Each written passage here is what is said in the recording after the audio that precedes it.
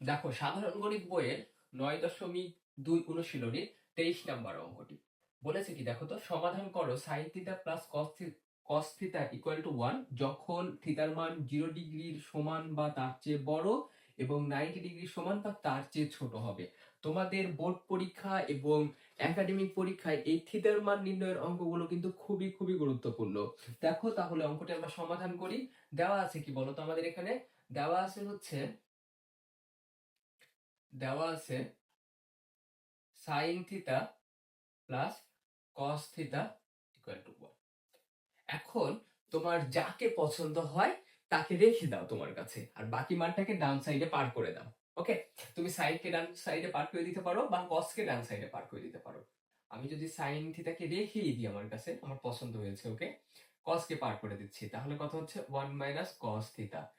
এইবার কি করতে হবে তোমাকে, এবার উভয় দিকে বর্গ করে দিবা তুমি। উভয় দিকে বর্গ করলে কি হচ্ছে দেখো তো, sine square theta equal to 1 minus cos theta whole square. উভয় পক্ষে কি করলাম, উভয় পক্ষে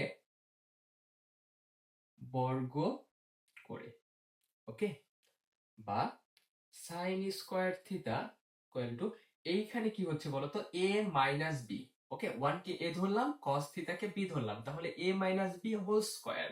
এর সূত্র কি, এ মাইনাস বি হোল স্কোয়ার এর সূত্র কি, এ স্কোয়ার মাইনাস 2ab প্লাস কত হয় বলতো, বি স্কোয়ার হয়। তাহলে আমরা যদি 1 কে এ ধরি, তাহলে কত হচ্ছে এ স্কোয়ার, মানে 1 এর উপর স্কোয়ার মাইনাস 2a, অর্থাৎ 1 b cos theta plus b square মানে cos স্কোয়ার থিটা। ওকে, বা sine square theta equal to 1 minus 2 cos theta plus cos square theta. এখন ডান সাইডের প্রত্যেকটা মানকে তুমি বাম সাইডে নিয়ে চলে আসো, তাহলে কি দাঁড়ায় দেখো তো, সাইন স্কোয়ার থিটা 1 এই পাশে প্লাস আছে, এই পাশে আসলে মাইনাস 1 হবে। তারপর মাইনাস 2 cos থিটা আছে, এই পাশে আসলে প্লাস 2 cos থিটা হবে। অর্থাৎ চিহ্নের পরিবর্তন হয়ে যাবে এবং cos স্কোয়ার থিটা মাইনাস হয়ে যাবে, cos square theta equal two 0। ওকে, বুঝতে পেরেছো? এখন দেখো তো, তুমি এইখানে কি আছে, সাইন স্কোয়ার থিটা, আর এখানে আছে cos স্কোয়ার থিটা। এই সাইন স্কোয়ার থিটা এবং cos স্কোয়ার থিটার কিন্তু অভেদের যে সূত্রগুলো আছে, সেই সূত্র দ্বারা কিন্তু এখানে ভাঙতে হবে। কি সূত্র আছে দেখো তো, এখানে sign square theta plus cos square theta equal two কত হয়, 1 হয়। বা sine square theta equal two হচ্ছে 1 মাইনাস cos স্কোয়ার থিটা। বা এবার যদি আমরা cos কে রেখে দিই আর sin কে পার করে দিই, তাহলে 1 মাইনাস sin স্কোয়ার থিটা। তার মানে দেখো sin square theta equal two আমরা কত পাচ্ছি, 1 মাইনাস cos স্কোয়ার থিটা, আর cos স্কোয়ার থিটা সমান কত পাচ্ছি, 1 মাইনাস sin স্কোয়ার থিটা। ওকে, এখন কথা হচ্ছে তুমি sin কে ভাঙবা না cos কে ভাঙবা।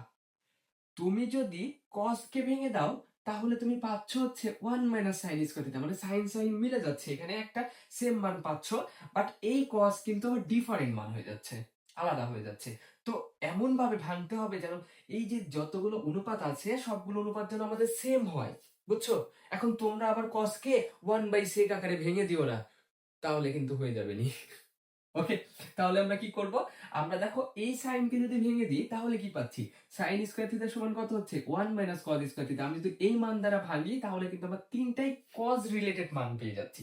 ওকে, তাহলে কত হচ্ছে বলো তো, সাইন স্কয়ার থিটা মানে কত, 1 minus cos square theta minus 1 plus 2 cos থিটা minus cos square theta equal two 0। ওকে, এবার তোমরা একটু হিসাব করে নাও, কি দাঁড়াচ্ছে দেখো তো, মাইনাস cos স্কয়ার থিটা আর minus cos square theta, minus 2 cos square theta, তারপরে এখানে কত আছে, প্লাস 2 cos থিটা। আর এইখানে খেয়াল করো, 1 এর আগে কিছু নাই মানে কি আছে, প্লাস আছে, আর এই 1 এর আগে মাইনাস আছে, তাহলে প্লাস 1 আর মাইনাস 1 কেটে যাচ্ছে। ওকে, আর ইকুয়াল টু কত হচ্ছে, 0। এখন তুমি মাইনাস 1 দ্বারা গুণ করে দাও, মাইনাস 1 দ্বারা গুণ করলে চিহ্নের কি হয়ে যাবে, পরিবর্তন হয়ে যাবে, 2 cos থিটা ইকুয়াল টু 0। উভয় পক্ষে উভয় পক্ষে মাইনাস 1 দ্বারা গুণ করে। এখন বলো তো, এই দুইটা অংশ থেকে বা দুইটা পদ থেকে কত কমন নেওয়া যায়। এখানে 2 cos স্কয়ার থিটা আছে, মানে 2 এর পরে cos থিটা কয়বার আছে, দুইবার আছে, আর এখানে আছে 2 cos থিটা। তাহলে দেখো তো, টু কস থিটা যদি আমি কমন নিয়ে নিই, এইখানে যেহেতু কজ স্কোয়ার কস দুইটা ছিল, তাহলে একটা তো কমনে চলে আসছে আর টু তো অলরেডি কমন, তাহলে আমাদের শুধু কি থাকে, কস কস থিটা থাকে মাইনাস, এখান থেকে যদি টু কস থিটা কমনে চলে আসে তাহলে এখানে কে থাকে বলতো, শুধু ওয়ান থাকে, ইকুয়াল টু জিরো। এখন দেখো, হয় two cos theta equal to zero, অথবা cos থিটা minus one equal to zero. বা কত হচ্ছে বলতো, cos থিটা এই টু এই পাশে গুণ অবস্থায় আছে, ওই পাশে গেলে জিরো ভাগ টু হয়ে যাবে, আর জিরোকে কোনো কিছু দ্বারা ভাগ করলে কিন্তু জিরোই হয়। বা cos থিটা, এখন বলো cos কত ডিগ্রির মান জিরো। মানগুলো কি তোমাদের মনে আছে বা মুখস্থ আছে, না ক্যালকুলেটর দিয়ে বের করতে হবে? যেভাবে বের করো খুব দ্রুত যেন বের করতে পারো, সেই জিনিসটা মাথায় রাখতে হবে কিন্তু। তাহলে cos theta equal two cos কত ডিগ্রির মান জিরো হচ্ছে বলতো, cos 90 ডিগ্রির মান জিরো, অর্থাৎ থিটা ইকুয়াল টু আমরা কত পাচ্ছি, 90 ডিগ্রি। আর এই পাশে কত হচ্ছে বলতো, বা cos থিটা ইকুয়াল টু 1, বা cos theta equal two cos 0 degree, অতএব থিটা ইকুয়াল টু কত ডিগ্রি পেলাম বলতো, 0 ডিগ্রি। তাহলে এখানে আমাদের থিটার দুইটা মানই কিন্তু পেলাম আমরা, একটা 0 ডিগ্রি আর একটা হচ্ছে 90 ডিগ্রি। এখন প্রশ্ন হচ্ছে, তুমি কি এই দুইটা মানকেই নিতে পারবা? এই দুইটা মানকে কি নিতে পারবা? শর্তের দিকে খেয়াল করো। শর্তে বলেছে থিটার মান 0 ডিগ্রির সমান বা তার চেয়ে বড় এবং 90 ডিগ্রির সমান বা তার চেয়ে কিন্তু ছোট হবে। তাহলে শর্ত থেকে কিন্তু আমরা এই দুইটা মানকেই নিতে পারছি।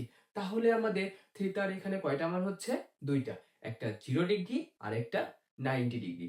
আশা করছি তোমরা এই অঙ্কগুলো বুঝতে পেরেছো। তোমাদের জন্য শুভকামনা থাকলো, ভালো থেকো। পরবর্তী ভিডিওতে দেখা হচ্ছে এই টাইপের অন্যান্য অঙ্কগুলো নিয়ে।